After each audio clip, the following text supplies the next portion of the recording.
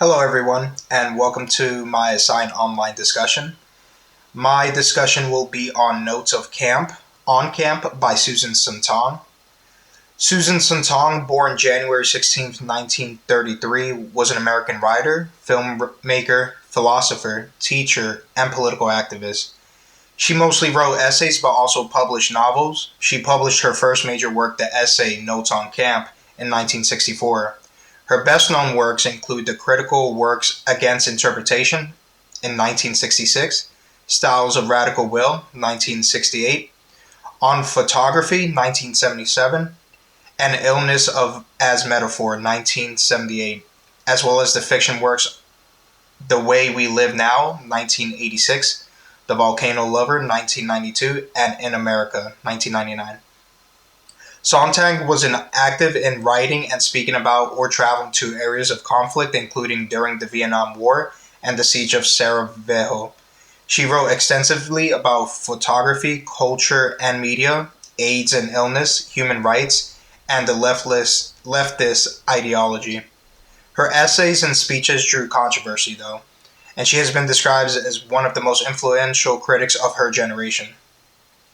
While working on her stories, Sontag taught philosophy at Sarah Lawrence College and City University of New York, and the philosophy of religion with Jacob Taubes and Susan Taubes.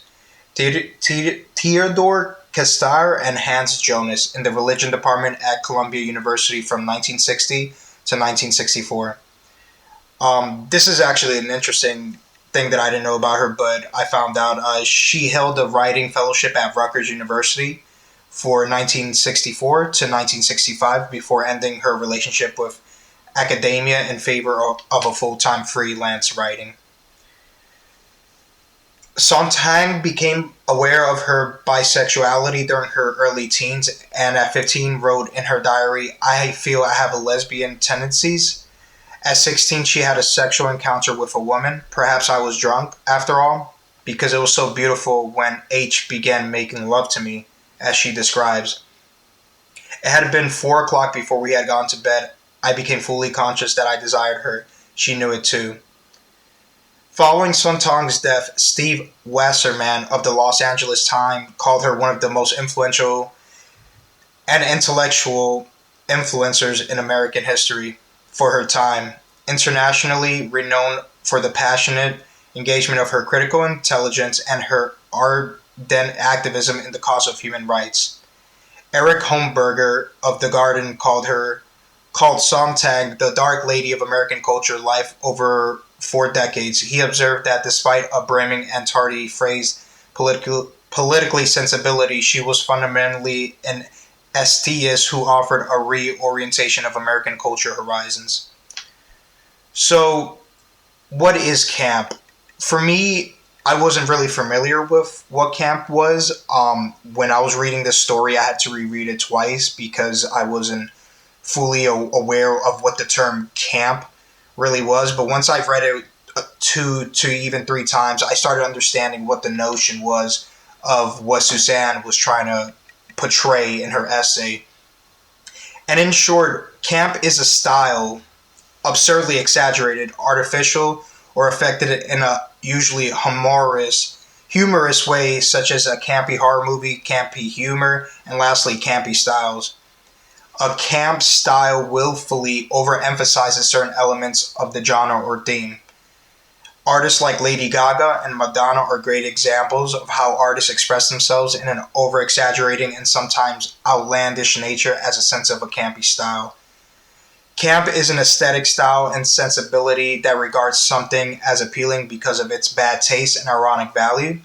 Camp can also be a social practice and function as a style and performance identity for several types of entertainment, including film, cabaret, and pantomime.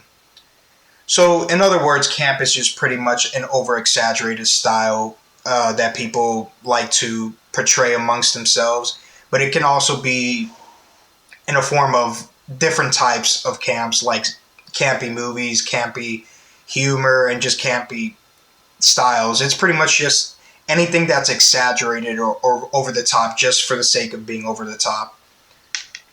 The best campy horror movies range from movies featuring terrible special effects to movies with absurd plots.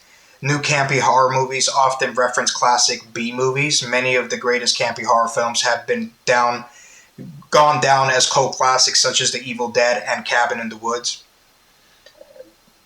What camps could you find on a top campy horror list? Well, they can range from The Creepshow, directed by George Romero and written by Stephen King.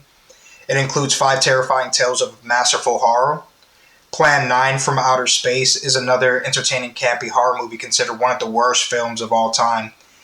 And Shaun of the Dead is a good modern take on horror camp as it references classic zombie, lore, and B movies. Other good campy scary movies include Young Frankenstein, Killer Clowns from Outer Space, and They Live.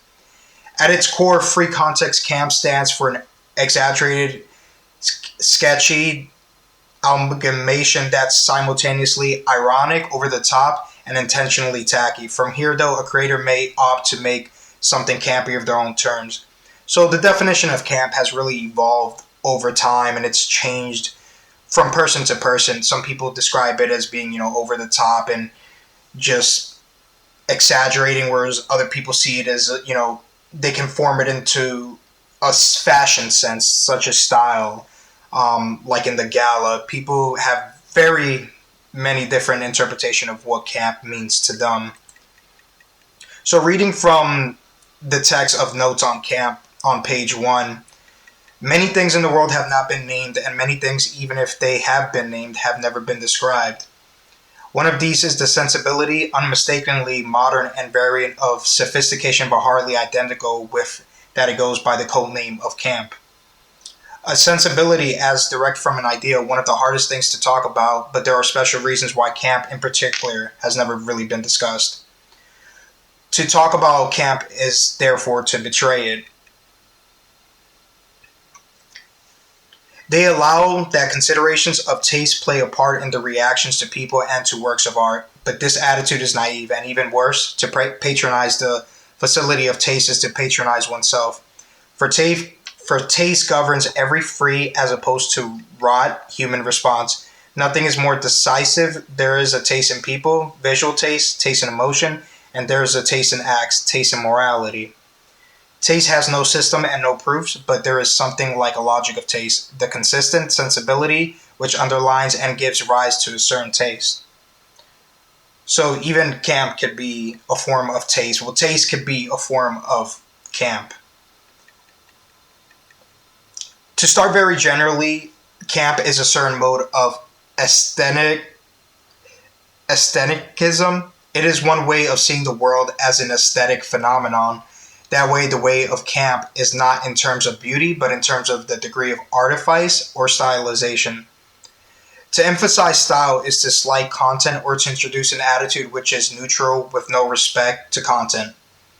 It goes without saying that camp's sensibility is disengaged, depoliticized, or at least apolitical. Not only is there a camp vision, a camp way of looking at things, camp is as well a quality discoverable in objects and the behavior of persons. There are campy movies, clothes, furniture, popular songs, novels, people, and buildings. Random examples of items that are part of the canon of camp can include Tiffany lamps, the Brown Derby restaurant on Sunset Boulevard in LA, Swan Lake, the Aubrey Birdsley drawings, the Bellinis operas, and the Cuban pop star La Lupe, Lynn Ward's novel in woodcuts God's Man, the old Flash Gordon comics, the novels of Ronald Furbank and Ivy Compton Burnett, and stag movies seen without lust. Camp taste has an affinity for certain arts rather than others. Clothes, furniture, all the elements of visual decor, for instance, make up a large part of camp. For camp, art is often decorative art, emphasizing texture, sensuous surface, and style at the expense of content. Concert music, though, because it is countless, is rarely camp. Many examples of camp are also things which, from a serious point of view, are either bad or good. Not all, though. Not only is camp not necessarily bad art, but some art which can be approached as camp merits the most serious admiration and study. So, a lot of the times when you speak about camp, it's mostly referring to something that's like so bad that it's good. And it's in a way has formulated a cult following within the community. And there's also influences from certain groups, such as the homosexuals. A lot of the homosexuals have this style of outlandish bravado where they just like to express themselves, which is completely fine. It's just a way that they usually express themselves. So they've had a major contribution to the term and the word camp. Nonetheless, even though homosexuals have been its vanguard, camp taste is much more than homosexual taste. Obviously, its metaphor of life as theater is peculiarly suited as a justification and a projection of certain aspects of the situation of homosexuals. Yet, playing also connects with the homosexual's desire to remain youthful. Yet, one feels that if homosexuals hadn't more or less invented camp, someone else would have. Camp taste is a kind of love for human nature. It relishes rather than judges the little triumphs and awkward intensities of character. Camp taste identifies what is enjoyable. People who share this sensibility are not laughing at the thing they label as camp. They're enjoying it. Camp is a tender feeling for the most part. Camp taste nourishes itself on the love that has gone into certain objects and personal styles.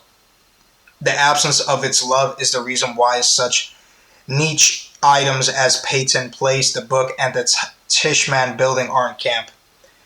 The ultimate camp statement to end this video is it's good because it's awful.